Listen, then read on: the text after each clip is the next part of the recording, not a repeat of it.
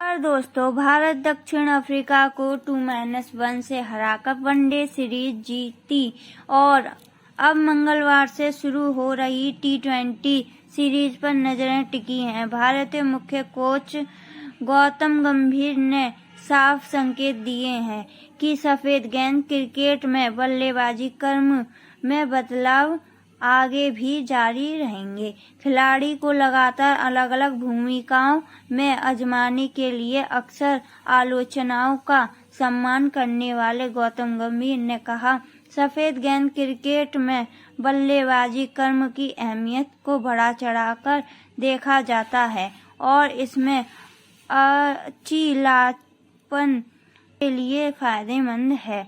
गौतम गंभीर ने कहा कि मेरा मानना है कि वनडे प्रारूप में आपको पता होना चाहिए कि आप किस तरह से खेलना चाहते हैं।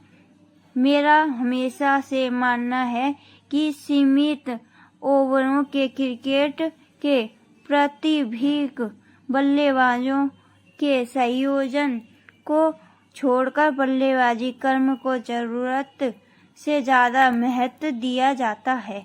उन्होंने कहा कि टेस्ट क्रिकेट में निश्चित रूप से आपके पास एक निश्चित बल्लेबाजी क्रम होना चाहिए, लेकिन सफेद गेंद के प्रारूप में बल्लेबाजी क्रम को बहुत ज्यादा महत्व दिया जाता है।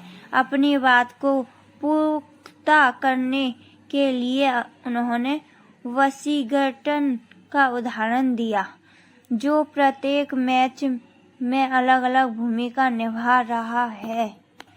वॉशिंगटन जैसे खिलाड़ियों के लिए होता है मुश्किल। गौतम गंभीर ने कहा कि आप उस खिलाड़ी की बात कर रहे हैं जिसने मैनचेस्टर में 100 और ओवर में 50 रन बनाए और जिसका टेस्ट मैचों में औसतन 40 से ज्यादा है। कभी कभी आपको संतुलन पर भी ध्यान देना होता है। मुझे पता है कि वॉशिंगटन जैसे खिलाड़ी के लिए यह मुश्किल होता है, लेकिन फिर भी मुझे लगता है कि उसने तीसरे, 5वें और 8वें नंबर पर बल्लेबाजी करते हुए अहम योगदान किया है। गौतम गंभीर ने कहा कि वह इसी तरह के जज्बे का खिलाड़ी है और हम